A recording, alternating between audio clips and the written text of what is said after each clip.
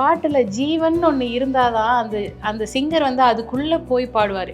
இன்னி வரைக்கும் SPB uncle வந்து வாழ்ந்துட்டுருக்காருன்னா அவருக்கு கிடைச்ச அத்தனை பாடல்களும் எம்எஸ்வி ஐயா ஆகட்டும், கேவி மாதேவன் ஆகட்டும், இளையராஜா சார் ஆகட்டும், எல்லா பாட்டுலேயுமே ஒரு உயிரோட்டம்ங்கிறது ஒரு ஆதியிலேருந்து அந்த வரைக்கும் அந்த நாடி உயிரோட்டம் வந்து இருந்திருக்கு. அதனால தான் இன்னி வரைக்கும் எஸ்பிபி அங்கிள் நீங்கள் கண்ணை மூடி பாருங்கள், அவர் இருக்கார், அவர் உயிரோட தான் இருக்கார், எங்கேயும் போகலை. யார் அதில் கமெண்ட் வந்து நீ ஜானகி அம்மா அளவுக்கு இல்லை அப்படின்னு சொன்னாலும் ஆமாம் கரெக்டு தான். அவங்க அளவுக்கு என்னால் சத்தியமாக பாட முடியாது. அந்த அளவுக்கு ஒரு பிரெத்து, அந்த அளவுக்கு ஒரு உச்சரிப்பு, டெலிவரி ஆகட்டும், அவங்க இது எல்லாமே ராஜா சாருக்கு பாடின பாட்டு தான் நம்ம கேட்குறோம். நான் சொல்கிறது அதுக்கு முன்னாடி பாடின பாட்டு கூட அவ்வளோ தெளிவாக இருக்கும். என்ன ஒரு ஒரு ஒரு நாதஸ்வரம் டோன் அப்படியே கேட்குற மாதிரியே இருக்கும். ராஜா சாருக்கு பாடும்போதெல்லாம் ஷி வாஸ் 40+, 45+ அவங்க. இன்னைக்கு எங்களால் முடியல, பிரெத்து முடியல, ரேஞ்சு போகலைன்னு சொல்கிற எல்லா விஷயமுமே அவங்க வந்து சாதிச்சு காட்டியிருக்காங்க. அருள் சீராடும் மார்போடு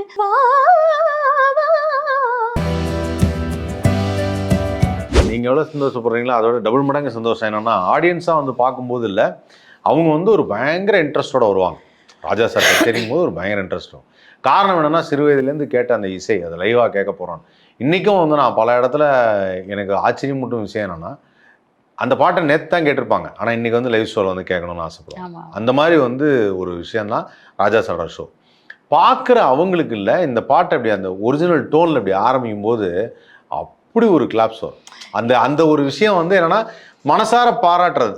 இசைக்கு இருக்கக்கூடிய ஒரு பெரிய சுவாரஸ்யமான விஷயமே தான். எந்த ஒரு கலையும் வந்து பார்க்குறப்போ டக்குன்னு மனசில் வந்து அந்த உணர்வுகள் ட்ராவல் பண்ணுவோம். அந்த இசை வந்து பயங்கரமாக ட்ராவல் ஆகும், ஒரு செகண்டில் ட்ராவல் ஆகிடும். அந்த ட்ராவல் ஆகிறது வந்து இந்த பாட்டை ஆரம்பிக்கும் போது அதில் ஒரு ஃபீல் வரும். ஸோ அது வாய்ஸ் தான் காரணம். எனக்கு என்னன்னா கச்சேரியில் இப்படி பாடக்கூடிய வாய்ஸ்ன்னு சொல்கிறீங்க. எனக்கு வந்து அவருடைய இசை செதுக்கல் அப்படின்னு சொல்லுவேன். ஒவ்வொரு பாட்டையும் அவர் ஈஸியாக சொல்கிறாரு, அது எனக்குள்ளே வருது, நான் அப்படி எழுதுறேன் அப்படின்ட்டு. அவர் ஒரு இறைவனாக தான் பார்க்க தோணுது. அப்போ ஏதோ எப்படி ஒரு ஆடியோ ட்ராக் ஒன்று கேட்டேன். ஒரு டேரக்டரு அவர் வந்து சொல்கிறாரு, சிச்சுவேஷன் என்னன்னா அப்படின்னு சொல்லிட்டு, கார்த்திகோட படம் அது. அப்போது அவர் வந்து சொல்கிறாரு, அவனுக்கு ஒரு பழக்கம் இருக்குது, அவனுக்கு வந்து இந்த எப்படி எப்படின்னு கேட்குறது ஒரு பழக்கம் இருக்குது.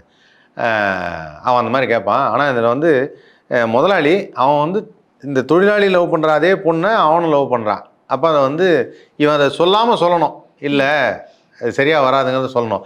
இதை சொன்னோன்னா, அந்த ரங்கம் யாவுமே எப்படி சொல்வதென்றால் பாவமே எப்படி ஏழையின் காதலை மாளிகை அறியுமா அப்படின்னா இதை பாடி காமிக்கிறார்.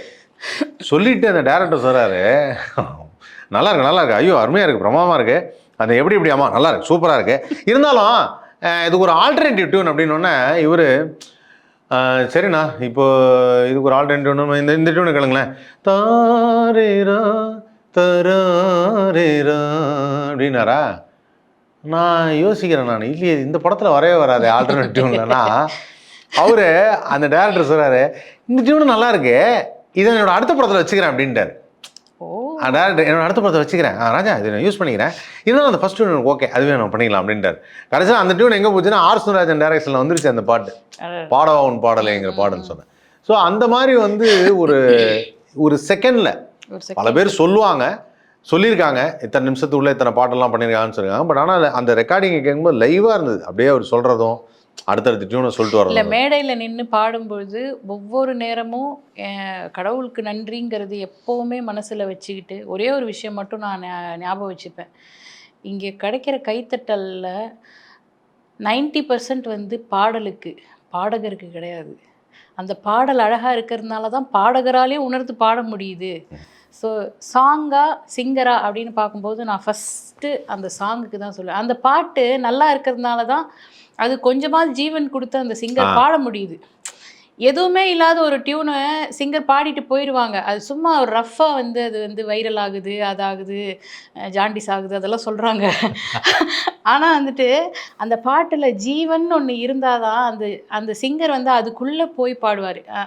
இன்னி வரைக்கும் எஸ்பிபி அங்கிள் வந்து வாழ்ந்துட்டு இருக்காருன்னா அவருக்கு கிடைச்ச அத்தனை பாடல்களும் எம்எஸ்வி ஐயா ஆகட்டும், கேவி மகாதேவன் ஆகட்டும், இளையராஜா சார் ஆகட்டும், எல்லா பாட்டுலேயுமே ஒரு உயிரோட்டம்ங்கிறது ஆமா. ஒரு ஒரு ஆதியிலேருந்து அந்தம் வரைக்கும் அந்த நாடி உயிரோட்டம் வந்து இருந்திருக்கு.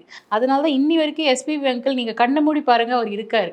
அவர் உயிரோட தான் இருக்காரு, எங்கேயும் போகல அது அப்படிங்கிற அளவுக்கு. உலகத்தில் எல்லாரும் நம்புற விஷயமும் அதுதான். அதாவது என்னன்னா அவர் இறந்ததா நினைக்கிறதே இல்லை யாரும். ஏன்னா நம்ம டெய்லி அந்த பாட்டு டெய்லி காலையில எழுந்து அவர் பாட்டு அவன் ஒரு பாட்டு தான் கேட்குறோம். அதனால இட்ஸ் டிஃபால்ட் திங் தான். எஸ்பிபி சார்லாம் வந்து அப்படியே வாழ்ந்துட்டு இருக்காரு, நம்மளோட அந்த ஒரு ஜீவனோட கலந்துட்டாருன்னு, அந்த காத்தோட கலந்துட்டாரு அவர். அந்த சிங்கரை வாழ வைக்கிறதே வந்து அந்த பாடல் தான். அந்த பாடல்ங்கிற உயிரோட்டம் தான். அந்த உயிரோட்டம் கொடுக்குறவங்க வந்து மியூசிக் டைரக்டர் தான். ஸோ 90% அவங்களது தான் அது. அந்த என்ன கைத்தட்டல் கிடைச்சாலும் அவங்களுக்கு அப்படின்னு நினச்சிட்டு தான் நான் பாடுறது. இது என்னோடது எதுவுமே கிடையாது. இது 90% அவங்களோடது, 10% நம்மளால் முடிஞ்ச ஜஸ்டிஸ் செய்யணும் அப்படின்னு நினச்சிட்டு பாடுறது தான். எதுவும் என்னோடது, இதில் எதுவுமே என்னோடது அப்படிங்கிறது எதுவுமே கிடையாது. குரல் கடவுள் கொடுத்தது, ஜீவன் எங்கள் அப்பா அம்மா ஏதோ கொடுத்தது, அந்த பாட்டில் இருக்க உயிரை அவங்க கொடுத்தது. நம்ம பாட வேண்டியது மட்டும்தான் கடமை. அது வந்து அதையும் வந்து கரெக்டாக செய்யாமல் நம்ம தப்பாக செஞ்சிடக்கூடாதுங்கிற ஒரு பயத்தோடு மட்டும்தான் அங்கே நின்று பாடுறது, அவ்வளோதான். சரி, முதல்ல வந்து இப்போ தமிழ்நாட்டுக்கு வந்தப்போ வந்து இல்லை ஃபஸ்ட்டு எடுத்தோன்னே ஸ்டேஜ் சிங்கராக அறிமுகமானதா, இல்லை எடுத்தோடனே வந்து பிளேபேக் சிங்கிங்கில் அறிமுகமானதா, எப்படி எது முதல்ல வந்து? ஸ்டேஜ் சிங்கர் தான். நான் ஸ்கூல் படிக்கிறச்ச என் ஃபேமிலி மாதிரி என்னோடய ஸ்கூல் வந்து ஸ்கூல் டேஸில் அந்த மேடை ஃபியர் ஸ்டேஜ் ஃபியர் அப்படிங்கிற ஒரு விஷயத்த டோட்டலாக எலிமினேட் பண்ணுது ஸ்கூல் தான். ஸ்கூலில் ஒரே ஒரு எக்ஸ்கர்ஷன் ஃபஸ்ட்டு இயர் வந்த புதுசில் 6th ஸ்டாண்டர்ட் போது எக்ஸ்கர்ஷன் போகும்போது எங்கள் பிரின்சிபல் இருந்தாங்க. அப்போ பாடினேன், சும்மா ஏதோ ஒரு பாட்டு பாடினேன் ரேண்டமாக, ஹிந்தி பாட்டு தான் பாடினேன். அதுவும் என்ன பாட்டு ஞாபகம் இல்லை, ஆனால் அதை கேட்டுட்டு நாளிலேருந்து நீ தான் ப்ரேயர் பாடுறேன்னு சொன்னாங்க. ஸோ அந்த ஒரு அப்போது எங்கள் பிரின்சிபல் சொல்லி நிறைய பாடல்கள் எடுத்தேன். எனக்கு அது வரைக்கும் எம்எஸ்வி ஐயாவோட பாடல் நான் ரொம்ப கேட்டது கிடையாது, கேவி மகாதேவன் பாட்டு கேட்டது கிடையாது. எங்கள் பிரின்சிபல் வந்து பயங்கரமான டிஎம்எஸ் சுஷீலா அம்மா பாட்டு ஃபேன் அவங்க. ஸோ அவங்க வந்து ஸ்கூலுக்காக ஏதாவது பாட்டு பண்ணுறாங்கன்னா அந்த பாட்டை தழுவி லிரிக்ஸ் அவங்க மாற்றி எழுதி அந்த மாதிரி பண்ணுவாங்க. அப்போ கூப்பிட்டு பாட வைப்பாங்க. இந்த மாதிரி நிறைய பாடல்களை கற்றுக்கிட்டேன் நான். எந்தெந்த சிங்கர்ஸோடைய பாடல்கள் வந்து விரும்பி கேட்டது அப்போ? குறிப்பாக இந்த ஃபீமேல் சிங்கர்ஸில் யார் உங்களுக்கு ரொம்ப பிடிச்சி அவங்க பாடல் வந்து ரொம்ப கேட்கறதுக்கு பிடிச்சது? நான் நிறைய ஜானகி அம்மா பாட்டாக கேட்டிருக்கேன். அதனால் கொஞ்சம் உள்ளே லதா மங்கேஷ்கர் மேக்ஸிமம். ஏன்னா மராட்டி, ஹிந்தி அப்படின்னு அந்த ஜானர் தான் ஒரு ஒரு வயசு வரைக்கும் 5th ஸ்டாண்டர்ட் வரைக்கும் அதுதான் நிறைய கேட்டது நான். தமிழ்னு வந்தப்போ ஜானகி அம்மா தான் நிறைய கேட்டது. கொஞ்சம் நாள் கழித்து சித்ரா அம்மா. அப்போ இவங்க 2 பேரோட தாக்கம் ரொம்ப ரொம்ப அதிகமாக இருக்கும். ஐயோ, வாழ்க்கையே இவங்க இல்லைன்னா வீட்டுக்குள்ளே வந்தோடனே அந்த டேப் ரெக்கார்டர் போடலைன்னா அப்படி ஒரு மாதிரி ஆகிடும் எனக்கு.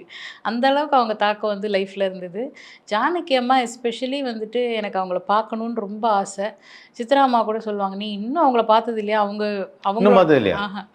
நான் அவங்களோட பாட்டு அவ்வளோ பாடுறேன், நீ பார்க்கணும், அவங்க ரொம்ப சந்தோஷப்படுவாங்க அப்படின்னு சொல்லுவாங்க. பட் அவங்கள நான் நேராக பார்க்கணும், பார்க்குறேன் அப்படின்னு நினச்சிட்டு தான் பாடுவேன் நான் ஒவ்வொரு பாட்டும். ஐயோ, அவங்க அளவுக்கு என்னால் பாட முடியாது, ஒரு 2%ஆவது பாடிட்டு இங்கேயாது போயிடலாம் அப்படிங்கிற மாதிரி தான். அதனால் யார் அதில் கமெண்ட் வந்து நீ ஜானகி அம்மா அளவுக்கு இல்லை அப்படின்னு சொன்னாலும் ஆமாம் கரெக்டு தான். அவங்க அளவுக்கு என்னால் சத்தியமாக பாட முடியாது. அந்த அளவுக்கு ஒரு பிரெத்து, அந்த அளவுக்கு ஒரு உச்சரிப்பு, டெலிவரி ஆகட்டும், அவங்க இது எல்லாமே ராஜா சாருக்கு பாடின பாட்டு தான் நம்ம கேட்குறோம். நான் சொல்கிறது அதுக்கு முன்னாடி பாடின பாட்டு கூட அவ்வளோ தெளிவாக இருக்கும். என்ன ஒரு ஒரு ஒரு நாதஸ்வரம் டோன் அப்படியே கேட்குற மாதிரியே இருக்கும். நாதஸ்வரம் டோன்னா அந்த பாட்டுங்க அந்த சிங்காரவேலனே உங்களுக்கு நாதஸ்வரமும் அவங்களுக்கு மேட்ச் ஆகும், அப்படியே டோன் மேட்ச் ஆகும். அதாவது ஒரு வாய்ஸை ஒரு டோனோட மேட்ச் பண்ணுவாங்க சில பேர். ராஜா சாருக்கு பாடும்போதெல்லாம் ஷி வாஸ் 40+, 45+ அவங்க. ஆமாம். இன்றைக்கி எங்களால் முடியல, பிரெத்து முடியல, ரேஞ்சு போகலைன்னு சொல்கிற எல்லா விஷயமுமே அவங்க வந்து சாதிச்சு காட்டியிருக்காங்க. அவர் ரஹ்மானுக்கு நெஞ்சினிலே பாடும்போதெல்லாம் ஷி மஸ்ட் பி 60 இருக்கும் இல்லையா? அது என்ன பியூட்டி நான் பார்த்தேன்னா, ஐ திங்க் ஹிந்தியில் லதாஜி பாடினது இல்லை, ஆஷா பாடினது, லதாஜி பாடினது. லதாஜி பாடினதில் வந்து இந்த ஜியா சலே தானே அந்த அதை வந்து அப்படியே இங்கே வந்து இந்த நெஞ்சினிலே அப்படின்வாங்க, அப்படியே இருக்கும். அதாவது என்னமோ இப்போ சொல்லுவாங்கல்ல இந்த ஏஐன்னு ஒன்று சொல்லுவாங்கல்ல, அந்த வாய்ஸை தூக்கி இந்த இதில் லிரிக்கில் போட்டு அப்படியே பண்ணுறதுனால அப்படியே, அதாவது என்னன்னா அதே ஃபீல் வேணும்ல அப்படின்னா அதே ஃபீல் அப்படியே இருக்கும். அதெல்லாம் வந்து வேற ஒரு சிங்கர்கிட்ட நான் பார்த்ததே கிடையாது. இல்லைண்ணா அது அது அவங்க எந்த ஏஜில் சாதிச்சாங்கன்னு நினச்சி நம்ம எவ்வளோ பின்தங்கி இருக்கோம். இவ்வளோ மாடர்ன் உங்களுக்கு இவ்வளோ ஃபெசிலிட்டிஸ் இருந்துமே நம்மளால் எதுவுமே செய்ய முடியல. அவங்க எந்த ஃபெசிலிட்டியும் இல்லாமல் அவங்க அந்த வயசில் அவ்வளோ பாடியிருக்காங்க அப்படின்றது. தே ஆர் ஸோ பிளெஸ்டுமா. இப்போ இருக்கிற இந்த டெக்னாலஜிலாம் இல்லை. அப்போல்லாம் மேடைக்கு வரணும், அழகாக மைக் வைக்கணும், பாடணும்னுவாங்கல்ல. அவங்க தே ஆர் த பிளெஸ்ட். பாடுவாங்க. ஆமாம், அந்த புக்கை நான் ஒரு தடவை தெரியாதனமாக பார்த்துட்டேன்னா பார்த்துங்களேன். நான் ஒரு தடவை ஹோஸ்ட் பண்ணும்போது இல்லை அம்மா அப்படின்னு இப்படி எட்டி பார்த்தேன்னே என்ன பார்க்குறேன் அப்படின்னாங்க. அதுமா இது என்ன மொழிமா அப்படின்னா அது இவ்வளோண்டு வச்சுருந்தாங்க, ஒரு சின்ன டைரி வச்சுருந்தாங்க. அது ஒரு தடவை ஹோஸ்ட் பண்ணுற பாக்கியம் எனக்கு வந்து அந்த காமராஜர் ரங்கத்தில் கிடைச்சிது. அப்போ தான் பார்த்தேன். அதை பார்த்தேன் அம்மா இது என்ன இது ஸ்டேஜில் வேற கேட்டேன் இது என்ன மொழிமா அது அப்படின்னு. அது தெலுங்குல எழுதிருப்பாங்களோ. ஆமாம், குட்டியாக எழுதி வச்சிருப்பாங்க, அழகாக எல்லாத்தையும் லிரிக்ஸோட எழுதி வச்சிருப்பாங்க. அப்படியா? திருவண்ணு புக்கிலையா? சரி, அவங்க என்னன்னா அவங்க லிரிக்ஸில் அன்னைக்கு கேட்டப்போ சொன்னதுதான், ஒரு லிரிக்ஸ் மட்டும் கிடையாது, அந்த லிரிக்ஸில் அவங்களுக்கு இருக்கிற பழக்கம் வந்து இது என்ன மாதிரி மாடுலேஷனில் பாட வேண்டியது, வாய்ஸ் கீழே அந்த சின்னதாக ஒரு நோட்டு அதில் இருக்கு. அதுவே சின்ன நோட்டு தானே? அதே சின்ன நோட்டு தான், அந்த சின்ன நோட்டில் எழுதி வச்சிருக்காங்க. இதை விட சின்ன நோட்டு சிவகுமார் சார் எழுதுவார், அதை நான் அப்புறமா சொல்கிறேன். அப்படியா? ஆமாம். அது மாதிரி எனக்கு வந்து அந்த சிங்காரவேலனை தேவா வந்து கேவி மகாதேவன் அவருடைய மியூசிக்கில் அந்த பாட்டு எனக்கு ரொம்ப பிடிச்ச ஒரு பாட்டு. அதுலேருந்து எனக்கு வந்து ஒரே ஒரு வரி மட்டும், ஃபஸ்ட்டு வரி தான், அந்த ஃபஸ்ட்டு லைன் மட்டும் பாடிக்காம வாங்க. சிங்காரவேலனே தேவா அருள் சிங்காரவேலனே தேவா அருள் சீராடும் மார்போடு வா சிங்காரவேலனே தேவா. சாந்தா ஏன் பாட்டு ஜெமினி நேசன் சூப்பர். அதெல்லாம் அருமையான பாடல்கள். அதில் வந்து சரி, இப்போ இந்த மாதிரி வந்து பாட்டு கேட்டது நிறையா வந்து ஸ்கூல் படிக்கும்போது ஜானகிமா பாட்டு கேட்டு, சித்ராமா பாட்டு கேட்டு. இந்த பாட்டுலாம் நான் ரொம்ப லேட்டராக கேட்டேன். நான் சிங்காரவேலனை பாட்டெல்லாம் வந்து ஃபர்ஸ்ட் பாட்டு ஜானகிமா பாட்டு என்ன பாட்டு கேட்டீங்க? இப்போ ஊரு சனம் தூங்கிருச்சு. ஒரு சனம். இது எங்கள் ஃபேமிலி சாங். எப்போ எங்கே கூடினாலும் சுச்சி அதை பாடு உடனே பாடிடணும் நான் கடகடன்னு. எங்கள் அப்பாலாம் வந்து ஹிட்லர் மாதிரி அப்படின்னு ரோட்டில் நடு ரோட்டில் இருந்தால் கூட சுச்சி பாடு அப்படின்னா பட்டன் தட்டின மாதிரி பாடலன்னா அவ்வளோதான், டெரர் ஆகிடுவார் அவர். அது சரியான பாட்டு. அது உங்கள் ஃபேமிலி சாங் பண்ணல, என் ஃபேமிலி சாங். அது என் தாத்தாவுக்கு ரொம்ப பிடிச்ச பாட்டு. அது எஸ்பெஷலி அந்த பாட்டு வந்து அவ்வளோ பிடிக்கும் அவருக்கு. அது அந்த ஊரு சனம் தூங்கிடுச்சு, குழலுதும் கண்ணனுக்கு, இந்த பாட்டெல்லாம் பயங்கர ஃபேவரட் அவருக்கு. ஸோ அது ஐ திங்க் அது வந்து எம்எஸ்வி அண்ணாவுடைய கம்போசிங், ராஜா சாருடைய ஆர்கெஸ்ட்ரேஷன். அது அவரே ஒரு தடவை சொன்னார். அதுவும் ரொம்ப அருமையான பாடல். அதுக்கப்புறம் ஃபஸ்ட்டு ஸ்டேஜில் எந்த ஸ்டேஜ் உங்களுக்கு அறிமுகம் கமர்ஷியலாக, அதாவது எப்படின்னா பப்ளிக்காக கச்சேரி ஸ்டேஜ்னு நான் பாட ஆரம்பித்தது 98ல். நான் 10th exam, board exam, final exam முடிச்சுட்டு அன்றைக்கி ஈவினிங் போனது தான் ஃபஸ்ட்டு ஸ்டேஜ் ப்ரோக்ராம். எக்ஸாம் முடிஞ்ச அன்னைக்கு வெளியில் சுற்றக்கூடாதுன்னு சொல்லுவாங்க. எக்ஸாம் முடிஞ்ச கையோடு அப்படியே போனது தான். அது சொன்னேன், எக்ஸாம் நீ தானே முடிஞ்சிருக்கு, இன்றைக்கி என்ன வெளில போகிறது, நாளைக்கு போய்க்கலாம். ஆக்சுவலாக எனக்கு மனசு கிடையாது. எனக்கு வந்து ஃப்ரெண்ட்ஸோட ஊர் சுற்றணும் அது இது அப்படின்னு இருந்தது. எங்கள் சித்தப்பா வந்து சேஃப் எக்ஸ்பிரஸில் இருந்தார். ஸோ அவர் ஸ்பான்சர்ஷிப்பில் ஒரு ப்ரோக்ராம் நடக்குது, அவங்க கம்பெனி ஸ்பான்சர்ஷிப்பில். அதில் எங்கள் அண்ணன் பொண்ணு பாடணும் அப்படின்ட்டாங்க. கரெக்டாக அது எக்ஸாம் முடிஞ்ச நாள் போய் பாடியே ஆகணும். ஐயோ இன்றைக்கி தான் முடிஞ்சிருக்கு, ஃப்ரெண்ட்ஸோட ஊர் சுற்றலான்னா விட மாட்டேங்கிறாங்களே, மொத்த கூட ஊர் சேர்ந்து வந்து உட்காந்து பாடுன்றாங்களே. பாடுமா? அங்கேயும் போய் ஹிந்தி பாட்டு தான் பாடினேன். என்ன பாட்டு? தில் தோ பாகலே வந்தது அந்த புதுசு. அது என்ன பாட்டு? அந்த தில் தோ பாகலே பாட்டு தான். தில் தோ பாகல் ஹை தில் தீவானா ஹை. குமார் சானு தானே பாடினது? ஆமா, குமார் சானு தான். ஏன்னா அந்த வாய்ஸ் எல்லாம் நாங்க சின்ன வயசுல கவி மூக்லே கே பாத்து அந்த மாதிரி ஒரு இது.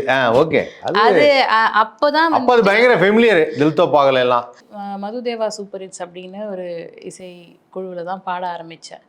அப்போது மது அண்ணா வந்து அதுக்கப்புறம் எந்த ஏரியாவில்?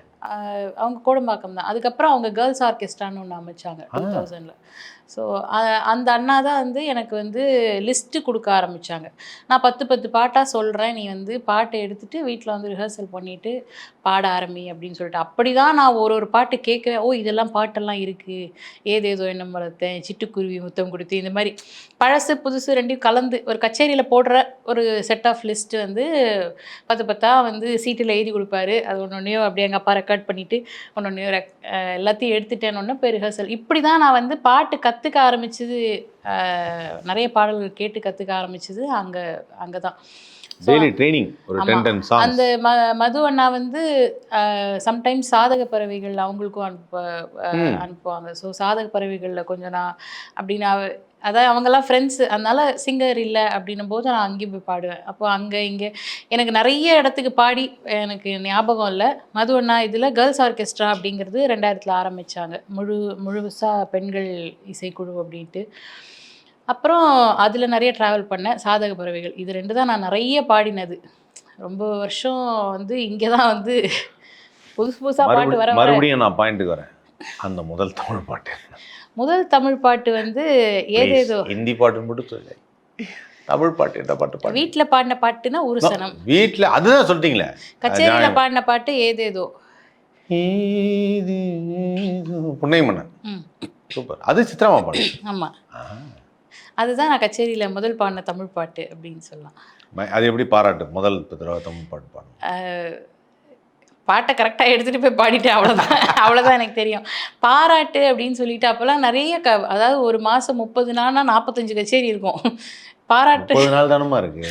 அதான் 2 கச்சேரி ஒரு நாளில் இருக்கும்டா. ஓ மை காட், அந்த பீரியடை நம்ம மிஸ் பண்றவே. ஆமாம், நிஜமாவே ரொம்ப மிஸ் பண்ணுறேன் நான் நிஜமாவே. இப்போ 30 நாளைக்கு 2 கச்சேரி தானமா வருது. வாட் எ பிடி.